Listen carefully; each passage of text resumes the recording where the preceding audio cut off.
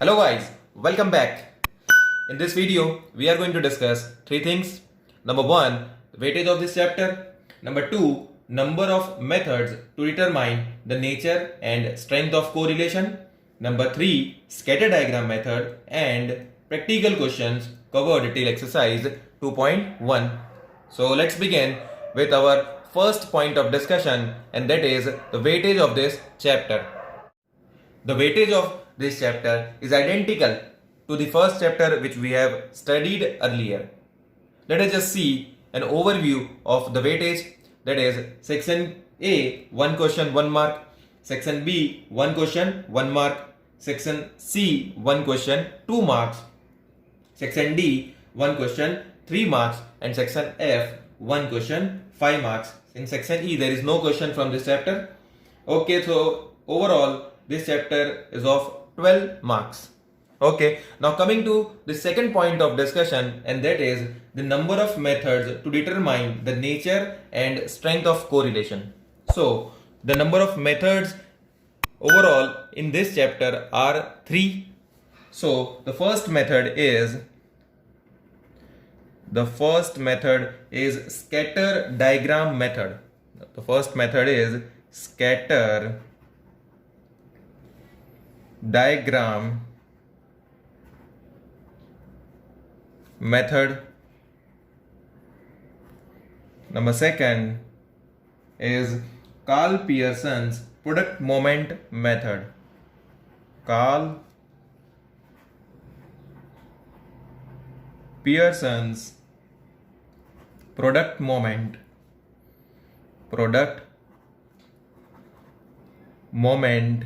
method. Number 3 is Spearman's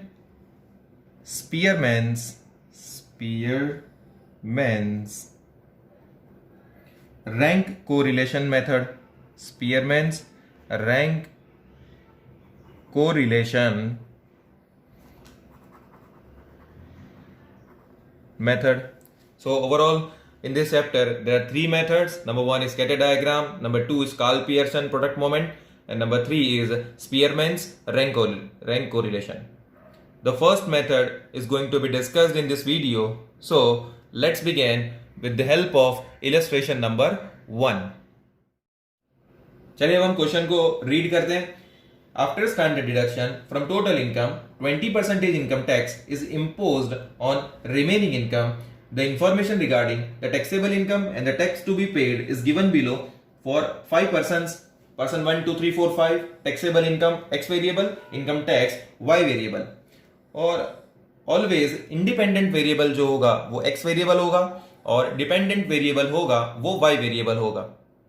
जैसे कि यहां पर इनकम जो एक इंडिपेंडेंट वेरिएबल है और टैक्स का कैलकुलेशन ऑलवेज इनकम के ऊपर होता है, तो जो टैक्सेबल इनकम है वो एक डिपेंडेंट वेरिएबल है. और कोरिलेशन का कोई भी क्वेश्चन होगा वहां पर इस तरीके से 2 वेरिएबल आपको देखने को मिलेंगे. चलिए अब देखते हैं क्वेश्चन हमसे क्या पूछा हुआ है. तो draw a scatter diagram from this information and discuss about the correlation. हमें सिर्फ स्कैटर डायग्राम बताना है, ड्रॉ करना है और उसके बाद में ये बताना है कि ये कोरिलेशन का नेचर क्या है. ठीक है, तो सबसे पहले हम स्टार्ट करते हैं स्कैटर डायग्राम को बनाना. तो अब स्कैटर डायग्राम बनाने के लिए सबसे पहले हमें स्केल को डिसाइड करना होता है. सबसे पहले हमें स्केल को डिसाइड करना होता है कि हम कौन सी स्केल रखने वाले हैं. और हाँ, अगर आपके पास ग्राफ पेपर है तो वेल एंड गुड, आप ग्राफ पेपर पर ही इसकी प्रैक्टिस करना. और अगर आपके पास ग्राफ पेपर नहीं है तब भी कोई बात नहीं, आप नोटबुक पर भी इसको सॉल्व कर सकते हैं.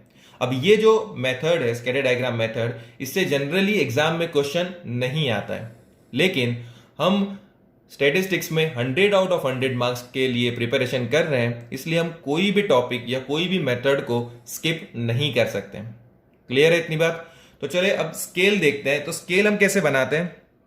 स्केल में हम जनरली बताते हैं कि एक्स एक्सिस और वाई एक्सिस पर हमने क्या रखा हुआ है. तो एक्स एक्सिस जो है, जो कि हमारा एक इंडिपेंडेंट वेरिएबल होता है X axis always horizontal line, Y axis always vertical line. ये कुछ ग्राफ के रूल्स है जो आपको ऑलवेज याद रखने हैं, और अगर नहीं थे तो अब से याद रख लेना. एक्स एक्सिस पर 1 सेंटीमीटर पर यहां पर आपकी टेक्स्ट बुक में लिया हुआ है ₹20,000। यहां पर टेक्स्ट बुक में आपके लिया हुआ है ₹20,000, लेकिन हम ये 10,000 भी ले सकते हैं। 10,000 क्यों? क्योंकि देखेंगे आप एक्स वेरिएबल जो है वो 10 के मल्टीपल्स में है। देखिए 50, 30, 80, 20, 100 जो कि 10 के मल्टीपल्स में, तो हम 10,000 भी 1 सेंटीमीटर इक्वल्स टू ले सकते हैं। लेकिन यहां पर अभी 20,000 लिया हुआ है, तो हम यहां पर इसको चेंज नहीं करेंगे और 20,000 ही रहने देंगे। अब हम देखते हैं y एक्सिस। तो y एक्सिस पर भी 1 सेंटीमीटर इक्वल्स टू लिया हुआ है ₹4,000। अब देखो यहां पर भी हम चेंज कर सकते हैं, ₹2,000 ले सकते हैं। अगर आप देखेंगे y वेरिएबल को तो 10, 6, 16, 4, 20 ये सारे जो नंबर्स है वो 2 के मल्टीपल्स में, तो 2 के मल्टीपल्स में, तो हम यहां पर 1 सेंटीमीटर इक्वल्स टू ₹2,000 रख सकते हैं। लेकिन यहां पर भी हम इसको चेंज नहीं करेंगे, जो आपके टेक्स्ट बुक में रखा हुआ है वही स्केल हम यहां पर भी यूज करेंगे, and that is 4,000, and that is 4,000। Okay, अब हमें क्या करना है, एक्स एक्सिस बना देना है। तो अभी यहां पर मैं थोड़ा सा रफली बना रहा हूं, यहां पर मैं रफली बना रहा हूं, लेकिन आपको बिल्कुल भी रफली नहीं बनाना है, फेयर वर्क ही करना है, प्रॉपर स्केल पेंसिल का ही यूज करना है। ठीक है, तो ये मैं बना रहा हूं यहां पर एक्स एक्सिस, ये हमारी रेडी हो गई एक्स एक्सिस। उसके बाद में मैं प्रिपेयर कर देता हूं वाई एक्सिस, ये हो गया हमारा वाई एक्सिस। ठीक है, ये हो गया वाई एक्सिस और ये हो गया एक्स। यहां पर लिख देना है वाई एक्स, और हमने 1 सेंटीमीटर पर कितना रखा हुआ है, 20,000। 1 सेंटीमीटर पर 20,000 हमने रखा हुआ है एक्स एक्सिस के लिए। तो एक्स पर हम 1 सेंटीमीटर की गैप में 20 का बनाते जाएंगे, 20, 40, 60, 80 एंड 100। ठीक है, उसके बाद में वाई एक्सिस पर भी 4 के गैप्स बनाएंगे 1 सेंटीमीटर पे।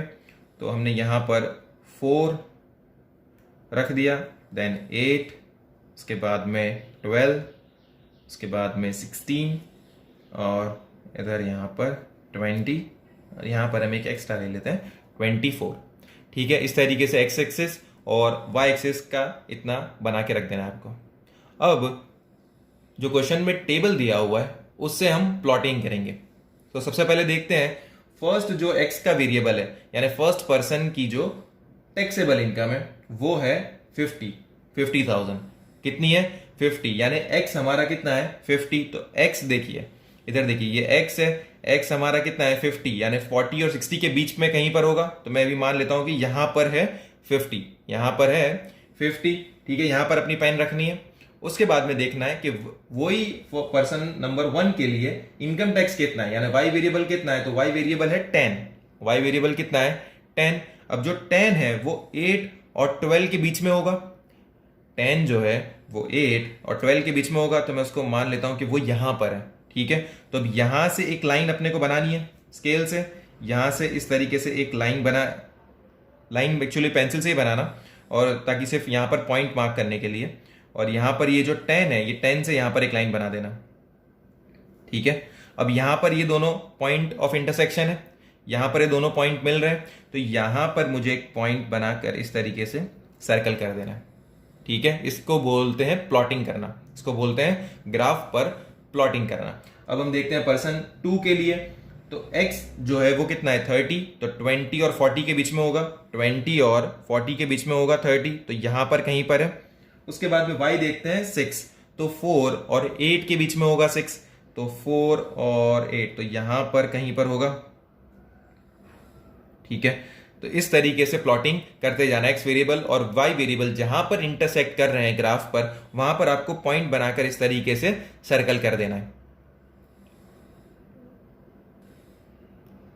देखिए मैंने यहां पर प्लॉटिंग कर दिया है। अब प्लॉटिंग जब मैंने किया तो जो मेरे डॉट्स है आप देख सकते हैं वो एक ही लाइन में आ रहे हैं और राइट साइड की तरफ इंक्रीज हो रहे हैं, और वो राइट साइड की तरफ इंक्रीज हो रहे हैं। तो ये जो डायग्राम बना और ये जो प्लॉटिंग हुआ, जिससे ये इस तरीके की लाइन आपको दिख रही है, इस तरीके से एक लाइन बन रही है जो प्लॉटिंग अगर मैं कर रहा हूं तो इसको बोलते हैं परफेक्ट पॉजिटिव कोरिलेशन। इसको क्या बोलते हैं? Perfect positive correlation. Scatter diagram method में आपको यही करना है, स्कैटर डायग्राम ड्रॉ करना है और उसके बाद में बताना है कि ये जो डायग्राम आपने प्रिपेयर किया है उसका नेचर क्या है। तो यहां पर उसका नेचर क्या है? Perfect positive correlation. मैं यहां पर लिख देता हूं परफेक्ट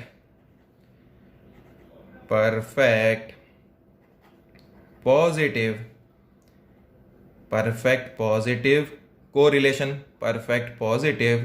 कोरिलेशन। अब इसी तरह के क्वेश्चन स्कैटर डायग्राम मेथड में पूछे जाते हैं। ठीक है, अब मैं बताता हूं। देखो, ये जो लाइन इस तरीके से अगर बनी, आपके प्लॉटिंग इस तरीके से स्ट्रेट लाइन बन रही है, तो वो होता है परफेक्ट पॉजिटिव। अब अगर सेम इस तरीके से अगर लेफ्ट साइड से होगा, यानी कि कुछ इस तरीके का अगर आपका प्लॉटिंग होगा, देखिए इस तरीके का अगर कुछ प्लॉटिंग होगा, तो उसको बोलते हैं परफेक्ट नेगेटिव कोरिलेशन। उसको क्या बोलते हैं? Perfect negative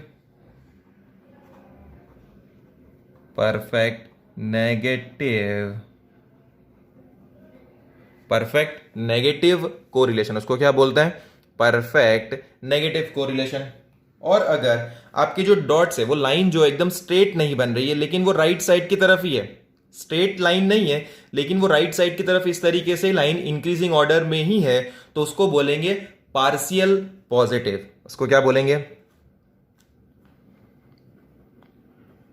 partial positive correlation.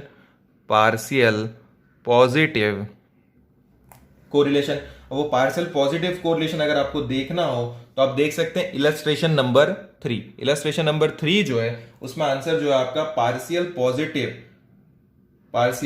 Positive correlation ही आएगा। ठीक है, और अगर आपको परफेक्ट नेगेटिव कोरिलेशन देखना है, तो वो आप देख सकते हैं इलस्ट्रेशन नंबर 2 में। और अगर जैसा कि हमने यहां पर देखा कि अगर स्ट्रेट लाइन नहीं हो तो पार्शियल पॉजिटिव होता है, वैसे ही नेगेटिव के लिए अगर ये लेफ्ट साइड से अगर लाइन नीचे की तरफ आ रही है और वो स्ट्रेट नहीं है, ये लाइन जो है, यानी कि जो प्लॉटिंग है वो इस तरीके से नहीं है, कुछ इस तरीके से, कोई इधर साइड पर जा रहा है, कुछ इधर साइड पर जा रहा है, कुछ इधर साइड पे जा रहा है, तो इसको बोलेंगे पार्शियल नेगेटिव कोरिलेशन। इसको क्या बोलेंगे? Partial negative correlation.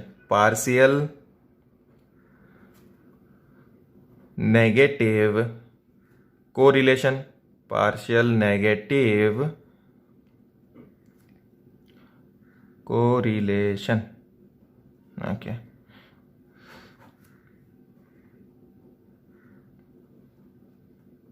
Partial negative correlation.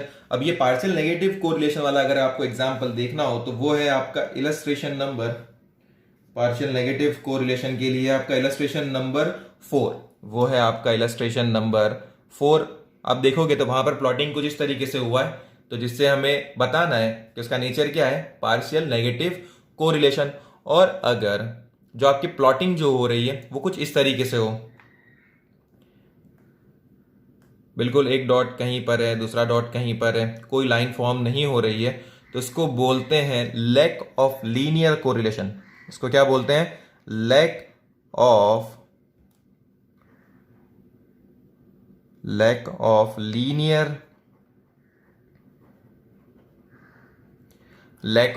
Linear correlation पर।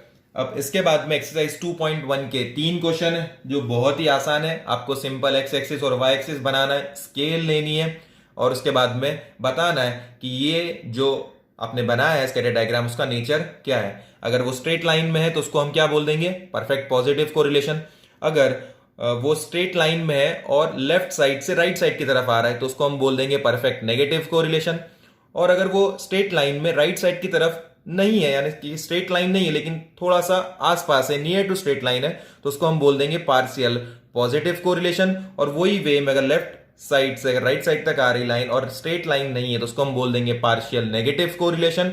और जो प्लॉटिंग हुआ है वो टोटली स्कैटर्ड है, कहीं पर भी है, कोई भी डॉट कोई लाइन फॉर्म नहीं कर पा रहे हैं, तो उसको हम बोलेंगे लैक ऑफ लीनियर कोरिलेशन। से एक्सरसाइज 2.1 को अपने आप ही सॉल्व करना है और एक्सरसाइज 2.1 के 1 to 3 क्वेश्चन आपके लिए होमवर्क है और इलस्ट्रेशन नंबर 1, 2, 3, 4, 5 ये टोटल 8 क्वेश्चंस आपको करने हैं, प्रैक्टिस करनी है, एटलीस्ट 1 टाइम आपको प्रैक्टिस करनी है।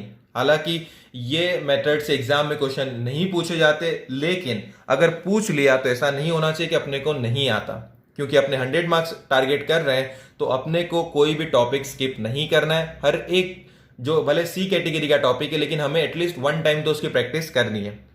तो आप सब ये 8 क्वेश्चन सॉल्व कर दोगे, ये मेरी उम्मीद है। ठीक है, तो हम हमारे मिलेंगे हमारे नेक्स्ट वीडियो में। Till then be safe and keep learning. This is Radiant Academy signing of.